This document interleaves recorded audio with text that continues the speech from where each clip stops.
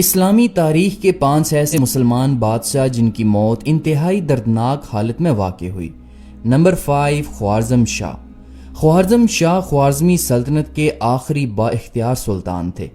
آپ کا اصل نام محمد تھا۔ تخت نشینی کے بعد سلطان محمد نے اپنا لقب علاؤ الدین ثانی رکھا، لیکن تاریخ میں وہ ہمیشہ خوارزم شاہ کے نام سے جانے جاتے ہیں۔ خوارزمی سلطنت دراصل وسط ایشیا اور ایران کی ایک سنی مسلم بادشاہت تھی جو پہلے سلجوقی سلطنت کے ماتحت تھے اور 11ویں صدی میں وہ سلجوقیوں سے آزاد ہو گئے تھے۔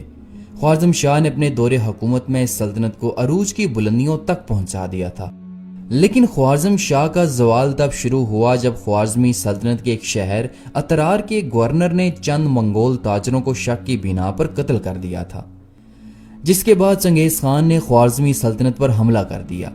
خوارزم شاہ کے پاس ایک بڑی فوج تھی اور وہ چنگیز خان کی فوج کی طاقت کا صحیح طرح سے اندازہ نہ لگا سکا، جس کی وجہ سے ابتدائی مارکوں میں خوارزم شاہ کو بری طرح منگولوں سے شکست ہوئی اور منگول یکے بعد دیگرے شہروں کو فتح کرتے گئے۔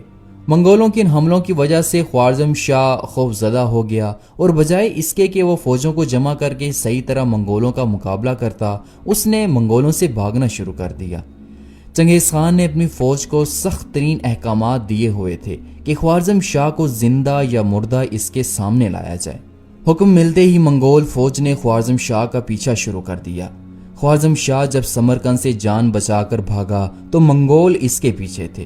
خوارزم شاہ نے سر توڑ کوشش کی کہ کسی طرح ان وحشی منگولوں سے پیچھا چھڑایا جائے، لیکن وہ اس میں کامیاب نہ ہو سکا۔ اس نے کئی بار بھیس بدل کر زندہ رہنے کی کوشش بھی کی، لیکن کہیں نہ کہیں سے کوئی جاسوسی کر کے منگولوں کو خوارزم شاہ کے ٹھکانے کی خبر دے دیتا۔ زندگی اور موت کی کشمکش میں محمد شاہ سمرقند سے بھاگا تھا اور اس نے بحر قزوین کے ایک ویران جزیرے میں پناہ لی۔ یہاں خوارزم شاہ کی نہ تو فوج تھی، نہ ہی تخت اور نہ ہی دولت موجود تھی۔ خوارزم شاہ مرتے دم تک منگولوں سے بچنے کے لیے اس جزیرے میں چھپا رہا اور یہیں اس کی موت واقع ہوئی۔ کہا جاتا ہے کہ خوارزم شاہ کی موت پر اس کے ساتھیوں کے پاس اسے دفنانے کے لیے کفن تک نہ تھا، لہٰذا خوارزم شاہ کو اس کے کپڑوں سمیت دفنایا گیا۔ نمبر 4، تومان بے۔ تومان بے مصر میں قائم مملوک سلطنت کے آخری سلطان تھے جنہوں نے عثمانی سلطان سلیم اول کے خلاف جنگ لڑتے ہوئے مملوک سلطنت کو بچانے کی کوشش کی تھی۔ مملوک سلطنت کا قیام 1250 عیسوی میں ایوبی سلطنت کے اختتام پر ہوا۔ یہ وہی مملوک سلطنت تھی جس نے معرکہ عین جالوت میں منگولوں کو عبرت ناک شکست دیتے ہوئے عالم اسلام کو اس فتنے سے نجات دلائی تھی۔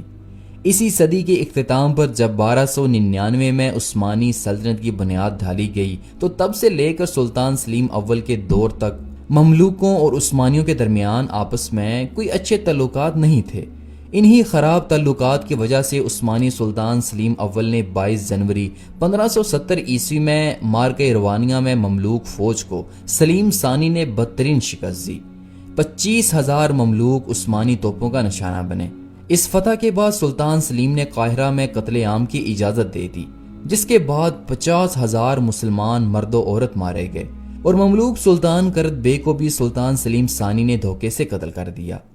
کرت بے کے قتل ہو جانے کے بعد تومان بے نے آخری بار عثمانیوں کے خلاف فوجیں جمع کیں۔ سلطان سلیم نے تومان بے کے پاس پیغام بھیجا کہ اگر سلطنت عثمانیہ کی اطاعت قبول کر لو تو مصر کا تخت تمہارے لیے چھوڑ دیا جائے گا۔ لیکن قاہرہ کے قتل عام اور کرت بے کے قتل سے نہ صرف سلیم کے وعدوں کا اعتبار اٹھ گیا تھا بلکہ مملوکوں کی آتش غضب بھی بھڑک اٹھی تھی، تو اس نے اسے اور اس کے تمام ہمراہیوں کو قتل کرا دیا۔ سلیم نے اس کے جواب میں 3,000 مملوک قیدیوں کو تہہ تیغ کرا دیا۔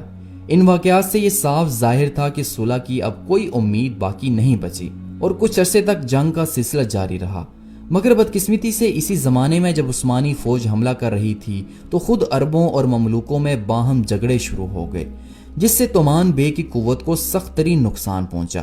آخر میں اس کی تمام فوج منتشر ہو گئی اور اسے بھاگ کر روپوش ہونا پڑا، لیکن بعض ساتھیوں نے اس کے ساتھ دغا کیا اور اسے عثمانیوں کے حوالے کر دیا۔ سلطان سلیم کو جب اس کی گرفتاری کی اطلاع ملی تو جوش مسرت میں سلطان سلیم چلا اٹھا اور کہنے لگا کہ الحمدللہ اب مصر ہمارا ہوا۔ بہرحال اس نے شروع میں تو تومان بے کے ساتھ عزت و احترام کا سلوک رکھا، لیکن چند دنوں کے بعد غدار غزالی اور خیر بے نے تومان بے کے خلاف سلطان کے کان بھرنے شروع کر دیے اور اسے یقین دلایا کہ تومان بے کو آزاد کرانے کے لیے ایک زبردست سازش کی جا رہی ہے۔ سلیم نے ان غداروں کے فریب میں آ کر تومان بے کو قتل کرا دیا۔ سلاطین مصر کے مملوکی سلسلے کی یہ آخری کڑی تھی جو 17 اپریل 1517 عیسوی کو ٹوٹ گئی تھی۔ نمبر 3، ٹیپو سلطان۔ ناظرین، آپ میں سے ٹیپو سلطان کو کون نہیں جانتا؟ ٹیپو سلطان برصغیر میں برطانوی راج کے خلاف آخری چٹان تھے۔ آپ بنگلور، ہندوستان میں 20 نومبر 1750 عیسوی میں حیدر علی کے گھر پیدا ہوئے۔ آپ کے والد سلطان حیدر علی نے جنوبی ہند میں 50 سال تک انگریزوں کو بزور شمشیر روکے رکھا۔ 1767 عیسوی میں پہلی اینگلو میسور جنگ میں ٹیپو سلطان کے حملوں میں اس قدر شدت تھی کہ انگریز اپنی توپیں چھوڑ کر بھاگے اور قلعے میں محصور ہو گئے۔ جب ٹیپو سلطان قلعے کی طرف بڑھے تو انگریز فوج قلعے کو خالی کر کے ساحل کی طرف بھاگ نکلی۔ اسی دوران بے شمار انگریز مارے گئے اور بہت سوں کو قیدی بنا لیا گیا۔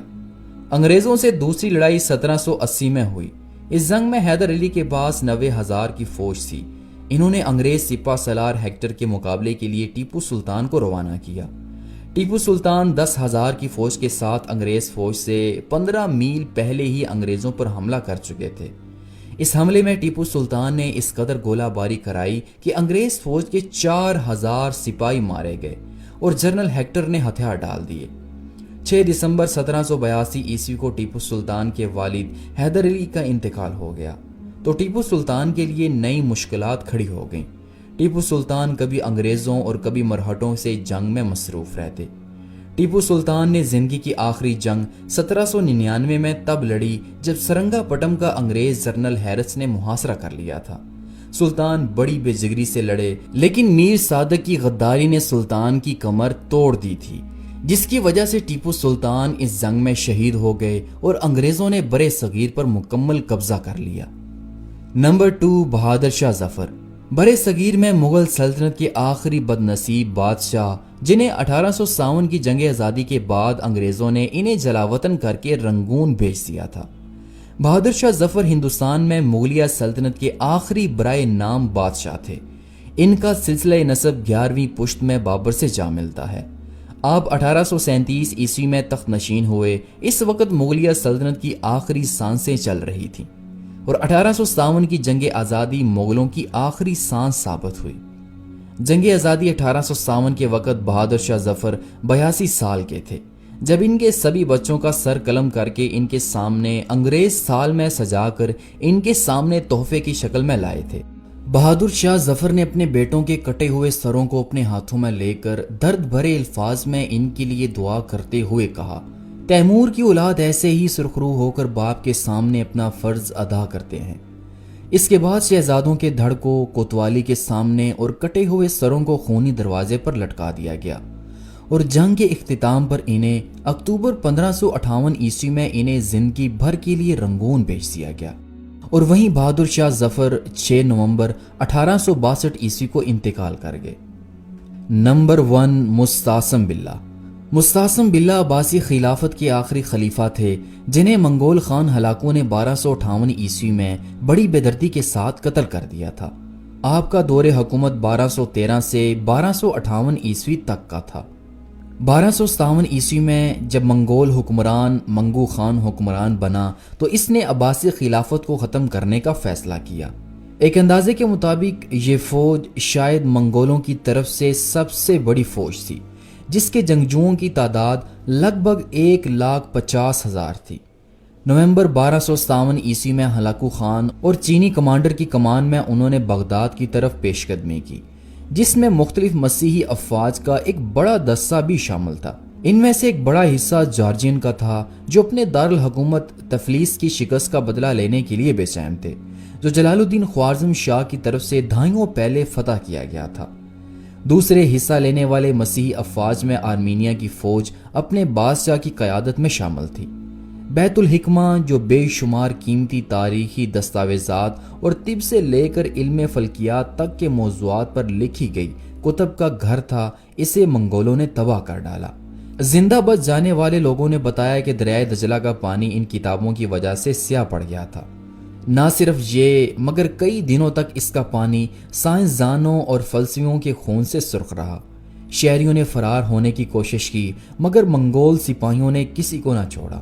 ایک انگریز مورخ لکھتا ہے کہ مرنے والوں کی تعداد تقریباً 90,000 کے لگ بھگ تھی۔ منگولوں نے لوٹ مار کی اور پھر مساجد، محلات، لائبریریوں اور ہسپتالوں کو تباہ کر ڈالا۔ عباسی خلیفہ مستعصم کو منگولوں نے گرفتار کر لیا اور اس کے اپنے شہریوں کا قتل عام اور اپنے خزانے کی لوٹ مار دیکھنے کے لیے اسے مجبور کیا گیا، اور آخر میں ہلاکوں نے ایک قالین میں خلیفہ کو لپیٹ کر اپنے گھوڑوں کے نیچے کچلوا ڈالا۔